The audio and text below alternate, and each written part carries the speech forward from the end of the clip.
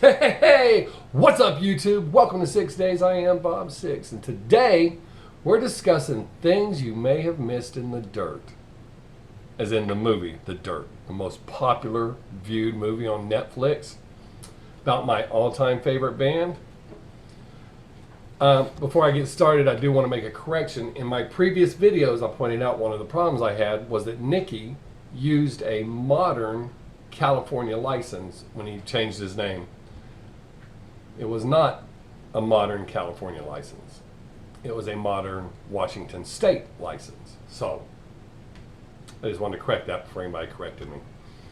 So here we go with the top 10 things you may have missed in the dirt. And at the end, there's going to be a couple of side notes for differences that I spotted from the trailer, which I know happens, from the trailer in the movie, and if I think they're better or worse, my thoughts on them. So, number 10. Every time they're playing in the apartment, there is a Christmas tree behind Tommy. It's a small one, a tabletop Christmas tree. Just thought it was kind of... I think they placed that there. They would have had to place it there because Nicky wanted to name the band Xmas. So, I kind of think that's why that was put there. Number 9. It's not that big a deal, but I did notice it. When they're filming the Looks That Kill video and Tommy's about to introduce his parents to Roxy, you can actually see her just standing waiting for her cue to enter scene over Nicky's shoulder. Like I said, it's not that big one, but neither is the Christmas tree. That's why they're the bottom two.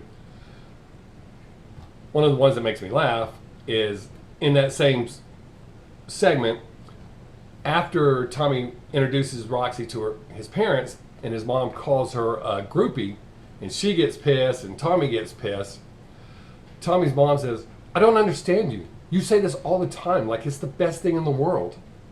I thought that shit was funny. I didn't notice, or I didn't understand what she said the first dozen times I saw the movie. Number 7 is when Vince and Razzle are going to make the liquor run, and Vince yells up to Razzle to ask him if he's coming. And Razzle replies, "Twice already today, mate," which is why he apologizes to Charisse as he's leaving, walking out the door.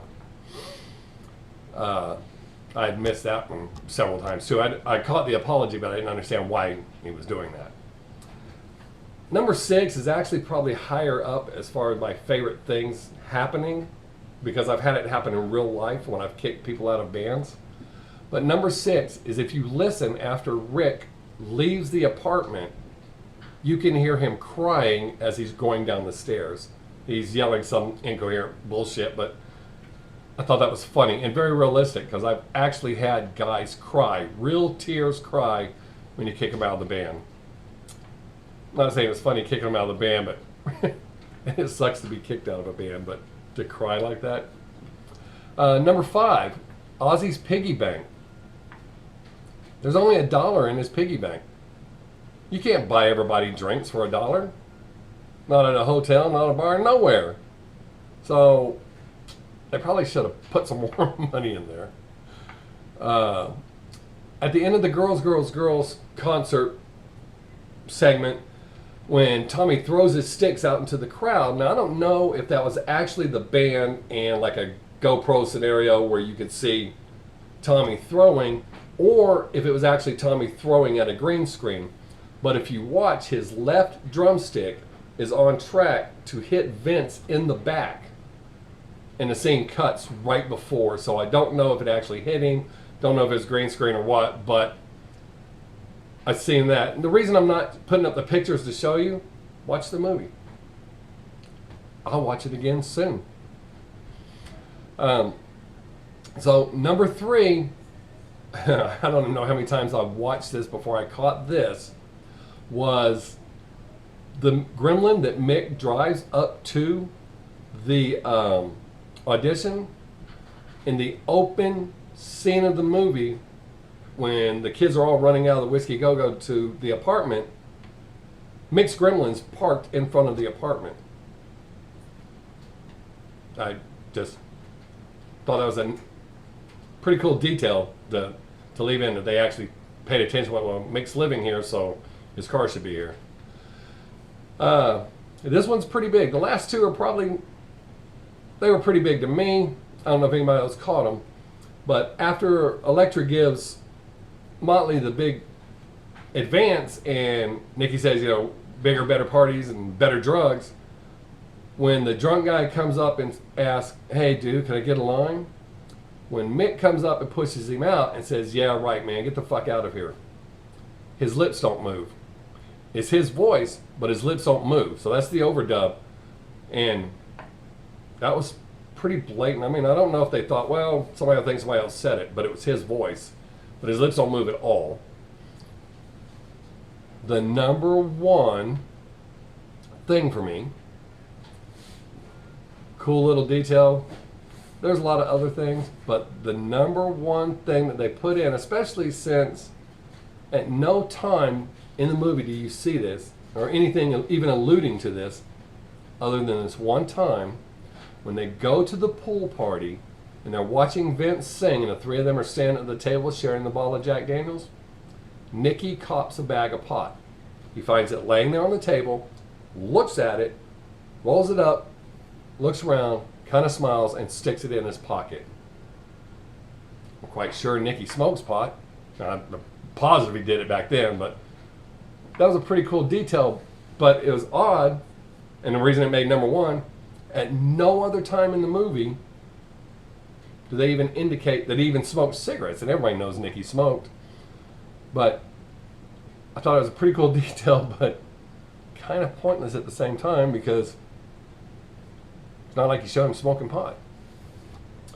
So, did you notice anything different? Or anything that somebody may have missed, or something that it took you several times watching? If you did, drop a comment below. Before we go, got a couple of side notes here. The trailer was hot. Everybody was watching it, checking it out, waiting for the movie to come out. But in the trailer, when Nicky calls his dad from the payphone, has the bottle of Jack Daniels sitting on top of the payphone, after the conversation, he smashes the bottle on top of the payphone. But in the movie, he just stood there looking shocked and kind of hurt and confused. That's more realistic, because I've had almost the exact same scenario happen, not being played off or denied or anything like that, but I've been in a very similar situation. So the shocked response was the best one. The confusion, the not knowing, oh, well, what to do. So I think that was the better choice of them to go with. When Nicky, Vince, and Tommy dropped the TV out of the hotel window and smashed the Mercedes, in the trailer, Nicky actually yells down to the guy, "We're Motley Crue, will be here all week." But in the movie, that line wasn't in there. It was like, "Oh, dude, what happened? You know, it slipped right out of my hands." I'm not sure which one I like better than the other, but this is one of the things I noticed that I was expecting to see in the movie and did not see. So, are there things that you thought were going to be in there you didn't see? I could do a whole other video on shitty pace of things they left out they should have left in. I will do this one more. In real life, the scene where Tommy's being chased by the cops and he's in a Speedo, in real life he was naked. When the people called the cops, they reported a man with long black hair running through the hallways naked. Well, Mick heard the commotion, looked outside, the cops grabbed him and arrested him. That's true. They should have left that in the movie, or put that in the movie. Not Tommy running naked. I'm fine with the Speedo. I don't want to see Tommy Lee naked. But the part with Mick getting arrested for it, that's funny. And that's real. That's what really happened. They could have left out some of them shitty teenage jokes that they put in there. I appreciate you watching. Don't forget to hit that subscribe button. Till next time, have a great day. Make someone laugh. I am Bob Sixx. Peace!